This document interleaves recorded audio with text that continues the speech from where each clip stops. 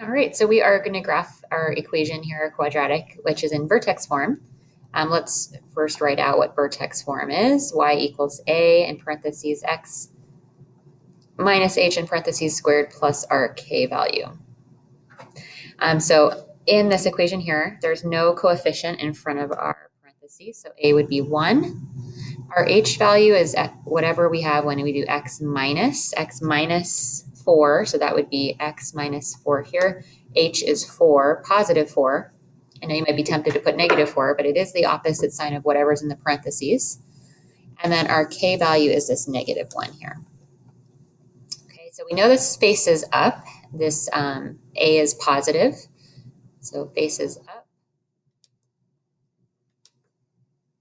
There we go. And if you want to give a reason for that, just off to the side in your notes, a is positive. The axis of symmetry is x equals h. Remember, we don't have to use that equation, negative b over 2a. This is already in the proper format, so x equals h, so we just do x equals 4 in this case. Our vertex is h, comma, k. So we know our h value is 4. We've got our k value, that's negative 1.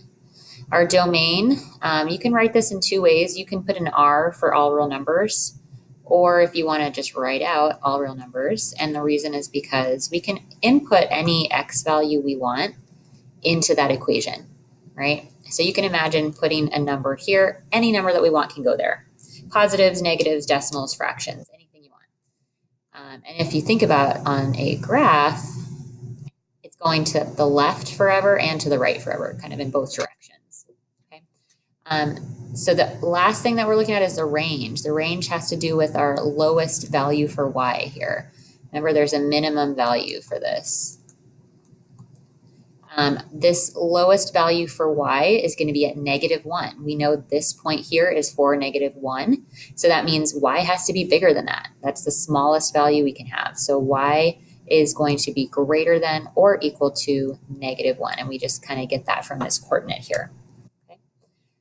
The second part, now what we want to do is we want to go ahead and graph this. In order to graph this, we're going to create a table. Let me just rewrite this here.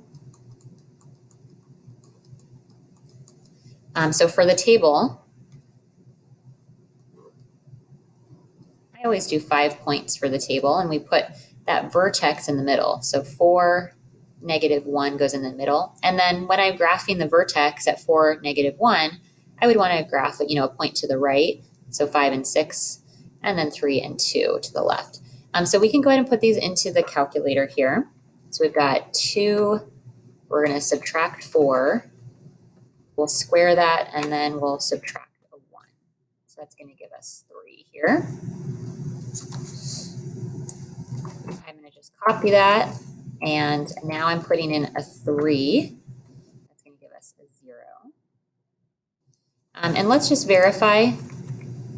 Let's see what happens when we put in 4. Oh, good, we get negative 1. We can put in a 5. Let's just verify that gives us 0 because we have a symmetrical graph here. And then we'll put in a 6, and that's going to give us 3 here. But now when we go to graph it, we're going to graph the vertex. So this will be the first point that we graph. So we graph a point at 4, negative 1. 4, negative 1 right here is graphed. And then we're going to graph a point to the right of that. So to the right of that would be 5, 0. This point here. And that would create a parabola. Okay, now if you practice try and go in the other way, it's going to create a sideways parabola, so just make sure you set it up like that.